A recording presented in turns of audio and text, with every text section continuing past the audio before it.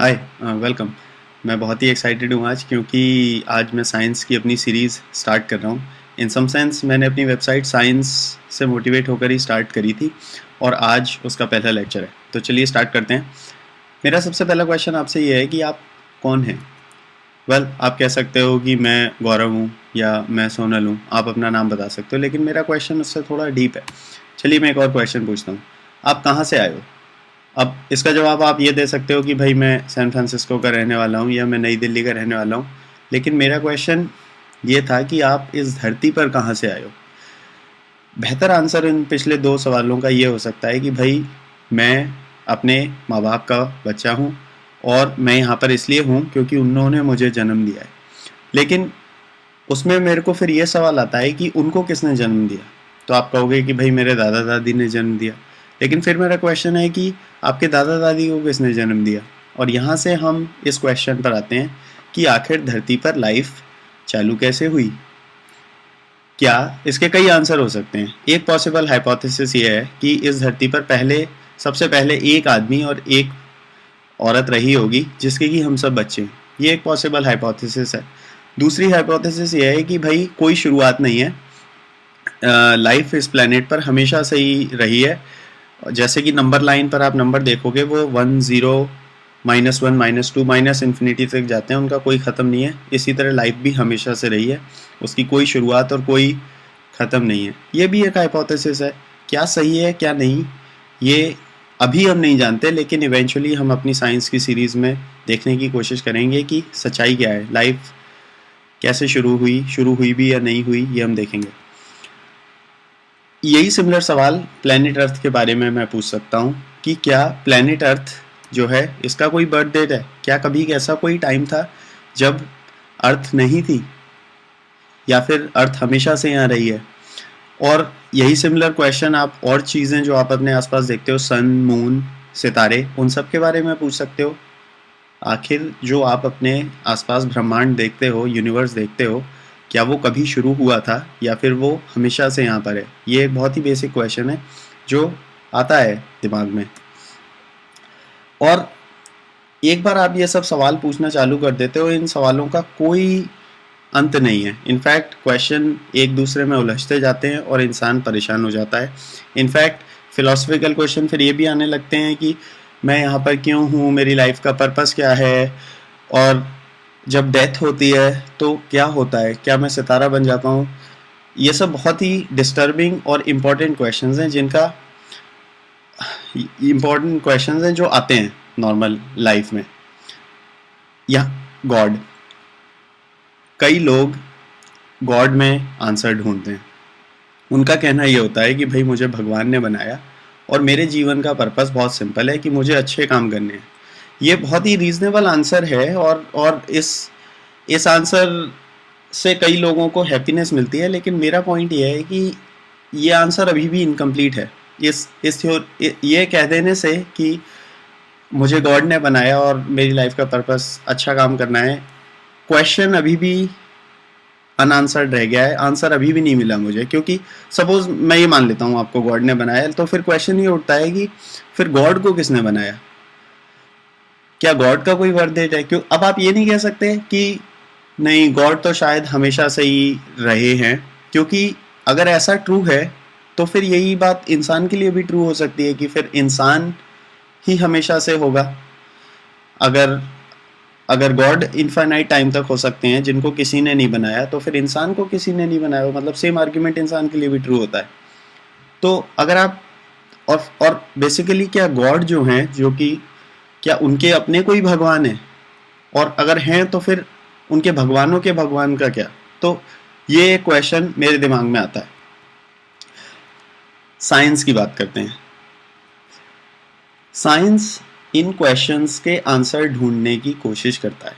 Obviously कुछ questions के answer वो दे पाता है, कुछ के आंसर वो नहीं दे पाता। अगर क्वेश्चंस बहुत वेल प्रिपेयर्ड हों, क्वेश्चंस के आंसर निकालना संभव हो, जैसे कि ये क्वेश्चन कि क्या अर्थ यहाँ पर हमेशा से है या कभी पैदा हुई थी। इस क्वेश्चन को आप मेजर कर सकते हो, देख सकते हो और बता सकते हो इसका कंक्रीट आंसर। इसको भी आप देख सकते हो कि मैं चंद्रमा जब देखता हूँ तो उसकी शेप क्यों चेंज होती है हर महीने पर। कभी वो पूरा दिखता है जलता हुआ, कभी एकदम अंधेरा हो जाता है। पूर्णमासी से अमावस्या तक आखिर होता क्या है, ये साइंस आंसर कर सकता है। साइंस ये नहीं आंसर कर सकता है कि क्या भगवान हैं, हमारे जीवन का पर्पस क्या है। ये सब क्वेश्चन साइंस नहीं आंसर कर सकता और ये हम कवर भी नहीं करेंगे। लेकिन मैं ये कहना चाहता हूँ कि ये डेफिनेटली बहुत इंपॉर्टेंट और फिलोसॉफिकल क्वेश्चंस हैं। एनीवेज, साइंस क्या है? वेल, साइंस अगर मैं बहुत बड़े टर्म्स में बात करूँ तो साइंस है हमारे यूनिवर्स की स्टडी। हम अपने यूनिवर्स के जिन रूल्स पर यूनिवर्स वर्क करता है उन रूल्स को नापना चाहते हैं, देखना चाहते हैं और उन पर थ्योरी लिखना चाहते हैं कि जिससे कि हम समझ पाएँ कि यूनिवर्स के रूल्स जिन पर यूनिवर्स वर्क करता है वो क्या हैं। और साइंस बेसिकली एक कलेक्टिव एफर्ट है, इंसानों का मिला जुला एफर्ट है। सब एक दूसरे की मदद करके एफर्ट कर रहे हैं कि हम अपने आसपास जो नेचुरल फिनोमिनन होते हैं, जैसे कि सोलर एक्लिप्स होता है, बिजली कड़कती है, ये सब जो फिनोमिनन हम देखते हैं उन्हें हम एक्सप्लेन कर पाएँ कि वो क्यों हो रहे हैं और यूनिवर्स कैसे काम कर रहा है। एक बहुत ही इम्पॉर्टेंट माइलस्टोन जो साइंस की अगर मैं हिस्ट्री देखूं उसमें आता है, वो है जब आइजैक न्यूटन ने 16th सेंचुरी में ग्रेविटेशन की थ्योरी पब्लिश करी थी। और वो बहुत ही सिग्निफिकेंट माइलस्टोन था क्योंकि उससे पहले कई सारे एस्ट्रोनॉमर्स इंक्लूडिंग गैलीलियो इस पर काम कर रहे थे कि प्लैनेट्स आखिर चलते कैसे हैं। One of the leading theories उस समय एक थ्योरी ये थी, बिलीव इट और नॉट, कि प्लैनेट इसलिए चलते हैं कि उनके पीछे एक एंजल होता है जो कि उड़ता रहता है और अपने पंख फड़फड़ाता हुआ वो उड़ता रहता है और प्लैनेट को लेकर वो चलता है। ऑब्वियसली इस थ्योरी में ये प्रॉब्लम थी कि एंजल दिखता ही नहीं था हमें। तो न्यूटन भी इस प्रॉब्लम पे काम कर रहा था और जब उसने फाइनली ग्रेविटी निकाली, ग्रेविटी की थ्योरी उसने दी, तो एक बहुत बड़ी चीज़ जो न्यूटन ने डेमोन्स्ट्रेट की वो ये कि यूनिवर्स जो है वो बहुत ही प्रेडिक्टेबल तरीक़ों से वर्क करता है, वो कुछ रूल्स फॉलो करता है जो कि नहीं तोड़ता यूनिवर्स, और उन रूल्स को हम देख सकते हैं, मेजर कर सकते हैं और उन रूल्स के बारे में हम थ्योरी लिख सकते हैं। मोस्ट इम्पॉर्टेंट ऑफ ऑल, उसने ये दिखाया कि आप और मैं पेंसिल, पेपर और थॉट से सिर्फ सोचकर हम ये निकाल सकते हैं कि प्लैनेट्स कैसे एक दूसरे के अराउंड मूव करते हैं। और फॉर एग्जांपल हम ये प्रेडिक्ट कर सकते हैं कि अगला सोलर एक्लिप्स कब होगा। ये बहुत बड़ी बात है। आप क्वेश्चन ये आता है कि ये सब तो ठीक है भाई, हम क्यों केयर करें साइंस की। इसको मैं एक एग्जांपल से बताता हूँ। जुलाई 20, 1969, मुझे नहीं पता आपको, क्या आप जानते हो इस डेट को क्या हुआ? उस डेट को एक आदमी एक ल्यूनर मॉड्यूल में से उतरा, एक एयरक्राफ्ट में से उतरा और उसने ये शब्द बोले, that's one small step for man, one giant leap for mankind. इंसान के लिए ये बहुत छोटा कदम, इंसानियत के लिए बहुत लंबी छलांग। इस शब्द का ये शब्द नील आर्मस्ट्रॉन्ग ने बोले थे जब वो अपना पहला कदम चंद्रमा पर रख रहा था। इमेजिन करो इस इवेंट की सिग्निफिकेंस। हमारे एंसेस्टर्स आज से कुछ हज़ार साल पहले जंगलों में रहते थे, हंटर्स थे। रात को जब वो आते होंगे वापस, आग जलाकर बैठते होंगे, तो वो रात में जब चंद्रमा को देखते होंगे तो वंडर करते होंगे कि वो क्या है, क्या वो कोई भगवान है जो हमारे फेट को और हमारे भाग्य को देख रहा है। और उन्हें वो कितना अमेज़ करता होगा, और उसकी शेप रात को रोज चेंज होना। और कुछ हज़ार साल बाद हमने एक स्पेसशिप बनाया, उसे उड़ाया और जो है चंद्रमा पर जाकर एक इंसान भेज दिया हमने और वहाँ से फ़ोटो खींच के लाए। अपोलो 11 मिशन के कुछ फ़ोटोग्राफ ये हैं। ये फ़ोटो है बज़ आल्ड्रिन की, जो कि नील आर्मस्ट्रॉन्ग ने खींची है, और नील आर्मस्ट्रॉन्ग आपको वाइज़र में दिख रहा है, और ये ल्यूनर मॉड्यूल भी यहाँ पर जिसमें वो गए थे वो दिख रहा है। थोड़ी दूर से ल्यूनर मॉड्यूल चंद्रमा की सतह पर, ये चंद्रमा की सतह है और ये नील आर्मस्ट्रॉन्ग फ़ोटो खींच रहा है, ये उसकी शैडो। देख रहे हो कैसा धरती जैसा लगता है चंद्रमा? क्या ये नहीं बस स्काई ब्लू नहीं है क्योंकि एटमॉस्फेयर नहीं है, काला काला है, लेकिन है तो धरती जैसा ही। और ये हमारी धरती जो चंद्रमा से दिखती है, दिस इज़ आवर होम। यहाँ रहते हैं हम और यहाँ से हम चंद्रमा को देखते हैं। ये एक बहुत सिग्निफिकेंट इवेंट है। कैसे हो पाया ये संभव? हिंट दूँ? साइंस। कैसे हो पाया भाई? साइंस की मदद से हम ये फिगर आउट कर पाए कि हम हवाई जहाज कैसे उड़ाएं। चिड़िया उड़ते हुए हमने देखी थी, लेकिन हम कैसे उड़ें ये हमने फिगर आउट किया। हमने ये निकाला कि यहाँ से चंद्रमा की लगभग दूरी कितनी है। हमने ये निकाला कि कितना बड़ा हवाई जहाज बनाना पड़ेगा, उसमें कितना पेट्रोल डालना पड़ेगा कि हम चंद्रमा पर जा पाएं। क्वेश्चन, क्या हम ये सब कर पाते अगर हमें यही नहीं समझ आता कि ग्रेविटी कैसे काम करती है, या हमारे पास साइंस नहीं होती? नहीं होता ऐसा। दैट्स वाई आपको केयर करते हैं साइंस की। और कई एग्जाम्पल मैं दूँ। एक और बहुत बड़ा रीज़न जो है वो ये कि अगर यूनिवर्स कुछ लॉज फॉलो करता है, अगर कुछ रूल फॉलो करता है यूनिवर्स, तो अगर आप उन रूल्स को समझ जाओगे, उनसे आप दोस्ती कर लोगे, तो उनको अपने फेवर में यूज़ कर सकते हो। मान लो आप चेस खेल रहे हो, ठीक है, और एक प्लेयर है जिसको रूल्स नहीं पता, वो बस रैंडम पीस रख रहा है, और आप हो जो कि रूल समझते हो चेस के। कौन लगता है आपको जीतेगा उस गेम में? ऑब्वियसली वो जो रूल समझता है। हमने पिछले कुछ सालों में इलेक्ट्रोमैग्नेटिज्म पढ़ लिया, तो हम समझते हैं कि इलेक्ट्रिसिटी कैसे कम करती है। हमारे घरों में बिजली है, आज रात जब होती है तो अंधेरे से हमें डर नहीं लगता, हमें दिखता है। क्यों? क्योंकि हमें इलेक्ट्रिसिटी की पूरी थ्योरी आती है। सेल फ्रीली, मतलब बहुत पुराने ज़माने में इंसान को ऐसा लगता था कि धरती जो है सपाट है, और अगर आप ओशन में बोट रखकर तैरोगे, नाव रखकर तैरोगे, तो इवेंचुअली जब आप तैरते जाओगे तो एक लिमिट के बाद आप बस टपक जाओगे। और इसलिए कई लोग जो है दूर सेल ही नहीं करते थे ज़्यादा, क्योंकि उन्हें दिखता था कि भाई दूर सपाट जो है ओशन है और उसके आगे कुछ नहीं है, तो ऑब्वियसली वो गिर जाते होंगे वहाँ से। तो थॉट एक्सपेरिमेंट से, और ये हम देखेंगे अगले कुछ लेक्चरों में कि कैसे बस बैठे बैठे इंसान ने ये थ्योरी निकाली कि नहीं, शायद धरती गोल है, इसके ऐसा हमें लग रहा है, और उसका साइज इतना है, ये भी हम देखेंगे। एनीवेज, साइंस की मदद से एक और बहुत बड़ी इंपॉर्टेंट चीज़ ये हुई है कि हमने मेडिसिन में, दवाइयों में बहुत प्रगति की है। हमें काफ़ी अच्छी समझ है कि हमारी खुद की बॉडी किस तरह काम करती है, और हमने कई तरीके की दवाइयाँ निकाली हैं जिसकी वजह से हम ज़्यादा लंबा जी पाते हैं। ये मॉलिक्यूलर स्ट्रक्चर जो है पेनिसिलिन का है, जो कि बहुत इंपॉर्टेंट दवाई है, और अगर ये सही टाइम पर नहीं डिस्कवर होती तो कई जाने जाती। एक और बहुत बड़ा रीज़न, बहुत इंपॉर्टेंट रीज़न, आज से 66 मिलियन साल पहले इस धरती पर डायनासोर्स की भरमार थी। वो बहुत ही हेल्दीली जी रहे थे, और बहुत सारे डायनासोर थे इस प्लैनेट पर।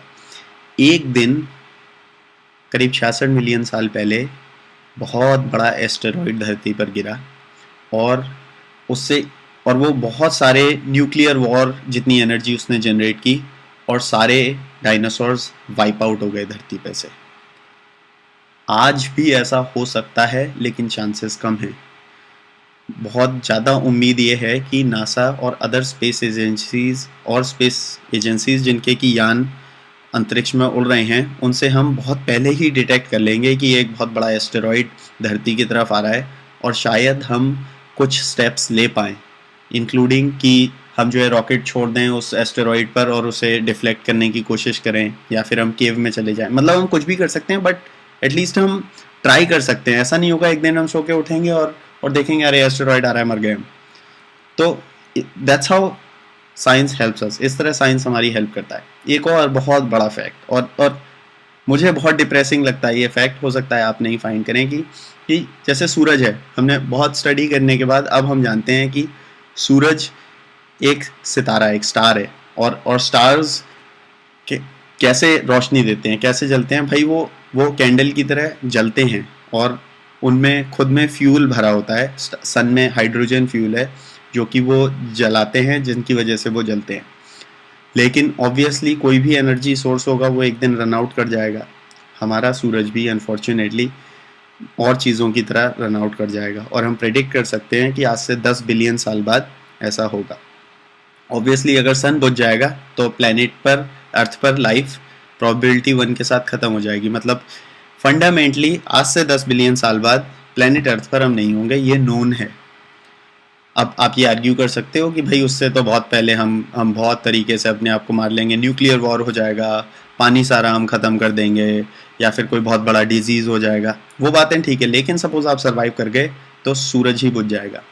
तो एक आर्ग्यूमेंट जो कि बहुत लॉन्ग फेस्ट आर्ग्यूमेंट है, आई एग्री, ये भी है कि इवेंचुअली हमें प्लैनेट अर्थ छोड़नी है, बिलियन साल बाद छोड़नी है, लेकिन हमें छोड़नी है। तो हमें एटलीस्ट ये हमारी जिम्मेदारी है कि हम और जगह देखें कि यूनिवर्स में और कहाँ कहाँ पर लाइफ सस्टेन हो सकती है, जिससे कि हम वहाँ पर जा पाएँ, एडवांस इतने हो जाएं कि हम वहाँ पर जा पाएँ जहाँ पर लाइफ सस्टेन हो सके। हो सकता है ऐसे और कई प्लैनेट्स हों जहाँ पर कि अर्थ जैसी कंडीशन हो, वहाँ पानी हो, वहाँ भी एक स्टार हो और हम वहाँ पर जा पाएंगे, तो लाइफ कंटिन्यू रहेगी, प्लैनेट अर्थ नहीं रहेगा बस। तो अब तक साइंस ने हम क्या डिस्कवर किया है, इसकी बात करते हैं। साइंटिफिक एवोल्यूशन की मतलब साइंस की टाइमलाइन हम देखते हैं। तो जब मैं साइंस की हिस्ट्री पढ़ता हूँ खूब सारी, तो मैंने ये बात नोट की है कि खूब सारा साइंस डिस्कवर हुआ था करीब 500 से 200 BC के बीच में, और ये वो रीजन था जहाँ ग्रीस और इजिप्ट हैं आज। उस रीजन में बहुत सारे स्कॉलर्स जैसे कि एरिस्टोटल, प्लूटो, पाइथागोरस, सोक्रेटिस, ये सब, और आर्किमिडीज, ऐसे ऐसे लोगों ने जन्म लिया था। वो पीक था ग्रीक सोसाइटी और इजिप्शियन सोसाइटी का। उन्होंने बहुत सारे मैथमेटिक्स में, फिलॉसफी में, साइंस में एडवांसमेंट किए थे। उसके बाद ग्रोथ करीब 2000 सालों के लिए रुक गई किन्हीं कारणों से, और अर्थ उस पीरियड को हम कहते हैं मिडिल एजेस, जिनमें चली गई। 16वीं शताब्दी में यूरोप में रेनाइसांस आया। रेनाइसांस मतलब एनलाइटनमेंट, मतलब उजाला। और उसके बाद, उस रिवॉल्यूशन के बाद, हमने तब से अब तक कई सारे महान साइंटिस्ट देखे हैं, और हमने साइंटिफिक ग्रोथ बहुत तेज़ी से बढ़ती हुई देखी है। हमने न्यूटन, गैलीलियो, कार्ल गॉस जो कि बहुत बड़ा मैथमेटिशियन था, और आइंस्टाइन, ऐसे महान लोग देखे हैं। लास्ट फ्यू सेंचुरीज़ की कुछ डिस्कवरीज़ की मैं बात करूं तो उनमें से कई बहुत इंपॉर्टेंट है, नाम लेना भी कम पड़ जाएगा, मैं स्लाइड पे लिखूंगा। तो ग्रेविटेशन की थ्योरी आइजैक न्यूटन ने दी थी। Charles Darwin, theory of evolution, बहुत ही अच्छी थ्योरी, वर्क्स आउट वेल, कि इंसान जो है इवॉल्व करता है, मतलब इंसान कहाँ से आया, इसका क्वेश्चन पहली बार चार्ल्स डार्विन ने आंसर किया कि इंसान जो है वो धीरे धीरे इवॉल्व हुआ है। पहले नदी में मछलियाँ थीं, मछलियाँ चलते चलते बाहर आकर कछुआ बनी, कछुए चलते चलते इवॉल्व होते होते कई सारे स्पीशीज़ में बने, कुछ बर्ड बन गए, कुछ पेड़ों पर बंदर बन गए, बंदर इवॉल्व होते होते धीरे धीरे पैरों पर चलने वाले बंदर हो गए, जो कि इवॉल्व करते करते ह्यूमन बन गए। ये चार्ल्स डार्विन ने बताया था। एल्बर्ट आइंस्टाइन मैं कहूँगा कि one of the smartest person था, one of the smartest physicist जो हमने देखा है। उसने रिलेटिविटी की थ्योरी दी, जो कि हम बात करेंगे डिटेल में, लेकिन बेसिकली बहुत सारी चीज़ें हमें बताई, लेकिन एक आइडिया जो बहुत ही बिजार था, जो मुझे अभी भी बहुत अजीब लगता है लेकिन ट्रू है, कि आप लाइट जिस स्पीड से ट्रैवल करती है, लगभग 3 लाख मीटर पर सेकेंड, उससे तेज आप नहीं चल सकते। और ये भी बताया कि स्पेस यानी कि XYZ कोऑर्डिनेट जगह, और टाइम, स्पेस और टाइम जो कि हमें लगता था कि अलग अलग चीज़ें हैं। अगर आप किसी चीज़ की लंबाई नाप रहे हो और किसी चीज़ घड़ी से टाइम नाप रहे हो, उनके बीच कोई रिलेशनशिप नहीं है, ये दोनों बिल्कुल अलग मेजरमेंट है। लेकिन आइंस्टाइन ने दिखाया कि नहीं, ये दोनों आपस में जुड़ी हुई हैं। अगर आप तेज़ चलते हो तो आपकी घड़ी धीरे चलती है। इस टाइप की बातें हमने लास्ट सेंचुरी में स्पेस एक्सप्लोर करने में बहुत एडवांस कर रहे हैं। हम इंसान मून पर कदम रख दिया है। वॉयेजर स्पेसक्राफ्ट जो है इतनी दूर जा चुका है, उसने ऑलरेडी सैटर्न, जुपिटर, इन सब प्लैनेट्स की फ़ोटो भेजी है, और अब वो ऑलरेडी हमारे सोलर सिस्टम यानी प्लूटो के भी बाहर जा चुका है। और बायोलॉजी में भी ऑफ कोर्स हमने बहुत एडवांस किया है। कई सारे बीमारियां जैसे कि ट्यूबरकुलोसिस, पोलियो, और भी कई सारी बीमारियां जो कि पहले बहुत जाने लेती थी, ऑलमोस्ट अब हट गई हैं। और छोटी मोटी बीमारियां अब हम इतनी दवाइयां आ गई हैं कि ऐसे ही क्योर कर लेते हैं। तो इस सीरीज़ में हम क्या कवर करेंगे? इस सीरीज़ का प्राइमरी मोटिव मेरा ये है कि मैं साइंस को इंटरेस्टिंग करते हुए पढ़ाऊँ और उसको उसके हिस्टोरिकल पर्सपेक्टिव में बनाऊँ। हर चीज़ का कोई ना कोई कारण होता है। कोई साइंटिस्ट जब किसी प्रॉब्लम पे काम करता है तो वो कुछ क्वेश्चन को आंसर करना चाहता है, उसके सामने कोई प्रॉब्लम रखी जाती है जिसको वो सॉल्व कर रहा होता है। आजकल स्कूलों में हम आंसर पढ़ लेते हैं पर क्वेश्चन क्या था इसकी बात नहीं करते। तो साइंटिफिक थ्योरी के बेसिकली पढ़ना बोरिंग होता है अनलेस कि आप वो क्वेश्चन भी जानो, और वही मैं करूँगा कि मैं ये बताऊँगा पहले कि क्वेश्चन क्या आंसर करना चाह रहे थे वो, और फिर किस तरह वो आंसर पर पहुँचे, किस तरह उन्होंने वो थ्योरी जनरेट बताई। हम उन साइंटिस्ट की भी बात करेंगे जो कि उन प्रॉब्लम्स को सॉल्व करने में इन्वॉल्व थे, जिन्होंने वो प्रॉब्लम सॉल्व करी, उनकी लाइफ के बारे में मे बी, या फिर वो प्रॉब्लम से उस सोल्यूशन तक कैसे पहुँचे। हम बात करेंगे फॉर एग्जांपल इराटोस्थेनेस की, जो कि 2300 BC आज से करीब 2312 साल पहले उसने ये निकाला था कि धरती गोल है। उसने ये निकाला था कि धरती गोल है, प्लस उसने ये भी मेजर करा था कि धरती का साइज कितना है। आप सोचो, आपको कुछ नहीं दिया हुआ है, आप कैसे निकालोगे कि धरती का साइज कितना है, रेडियस कितना है धरती का? सोच कर देखना है इसको। Newton, Isaac Newton, sir Isaac Newton एक प्रॉब्लम पर स्टक हो गया था, जो कि बहुत ही सिंपल सी प्रॉब्लम थी, एक बच्चा भी पूछ सकता है कि मैं चीज़ों को धरती की तरफ गिरते हुए देखता हूँ। मैं देखता हूँ कि अगर मैं पत्थर छोड़ूँ वो गिर जाता है, पेड़ पर से अगर एप्पल गिरता है तो वो भी गिर जाता है, अगर मैं बिल्डिंग से छलांग मारता हूँ तो मैं भी गिर जाऊँगा। तो फिर चंद्रमा क्यों नहीं गिरता है धरती की तरफ, या सूरज क्यों नहीं गिरता है धरती की तरफ?